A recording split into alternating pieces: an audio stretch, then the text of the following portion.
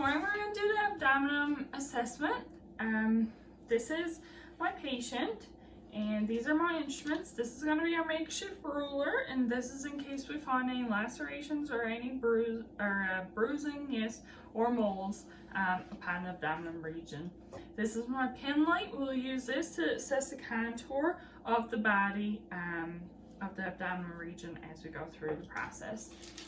This is the stethoscope we will be using, and we're using the belly region for auscultating later on, and our alcohol swab to clean it as well. First, you'll enter the room. You'll conduct privacy by holding across the curtain. You're going to do your hand hygiene, and you're going to make sure to introduce yourself to the patient. You're also checking for 2 identifiers with the patient as well. So you're going to ask them all their questions, their name, their age, what is their living conditions like, what's their occupation like. That's a good question when it comes to this region. It could play a big factor later on. Also, you're going to ask like, what is their appetite like? What is their typical diet? What foods can they tolerate versus what foods can they not tolerate? Do they have any nausea or vomiting? Is there any foods in particular that irritate their stomach?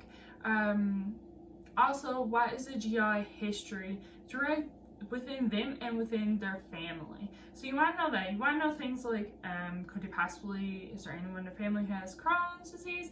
Anyone who has diverticulitis? Anyone who's had possible colon or bowel cancer throughout the years? And this is things you want to know. You also want to know, when upon doing this assessment, what have they eaten within the last 24 hours? That's going to be crucial, because that's going to give you a different result depending on what they have eaten when you go to auscultate. Okay, so at first we're going to inspect. So you're going to haul up their shirt. You're inspecting for any discoloration. Are they pallor, cyanotic? Are they red? Is their skin discolored versus one side versus the other? Is there any bruises, bumps, any lumps, anything that would be abnormal? So that's what you're checking for. Yes, you're making sure that they have good symmetry. You also want to look and check for the hair distribution, particularly in males. So hair distribution is indicative of good or bad circulation. So you want to make sure that's even on both sides when doing this assessment. You're also communicating with the patient. You want to ask them, has this bruise been there all along? Has this hair been lost out of this area for a long time?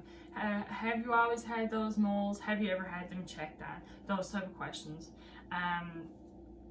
So yes, with that, and you'll be able to tell the person's, your patient's feelings. Are they anxious? Are they nervous? Are they tense? Or are they relaxed? That's going to play a big part when you're doing the abdominal assessment, because you want your patient's abdominal region to be relaxed, the muscles to be relaxed. That's going to give you a better outcome when you're listening, percussing, and palpating.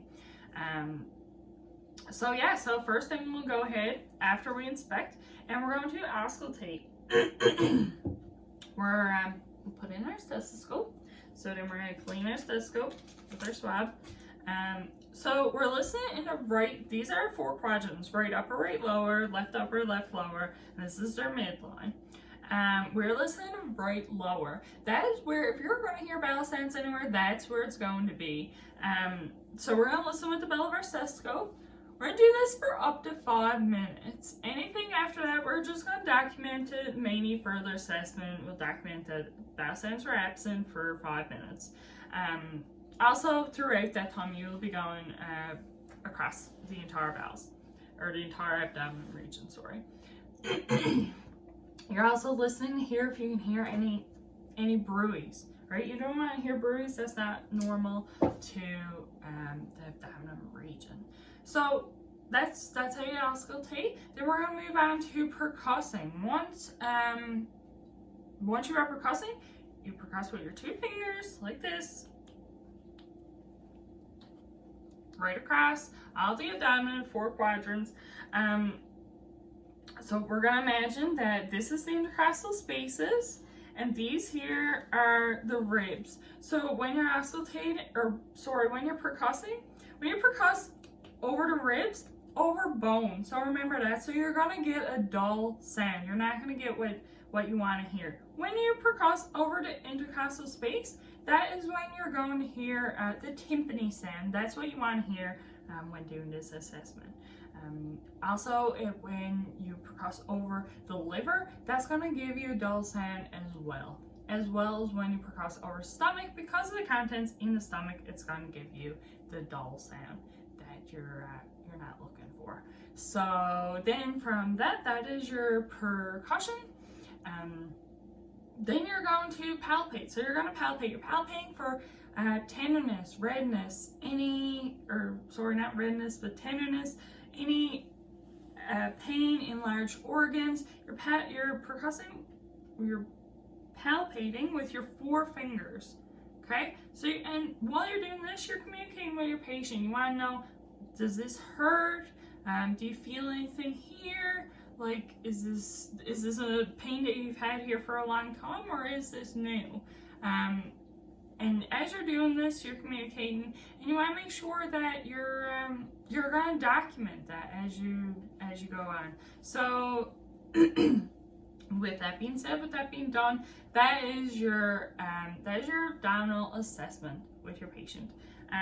So then you'll cover up your patient again, you'll discuss your findings, if there was any or all was normal with the patient, and then you're going to document immediately, document any abnormal or normal findings that you have found within your patient. So with that is everything for the health assessment, abdominal assessment. Thank you.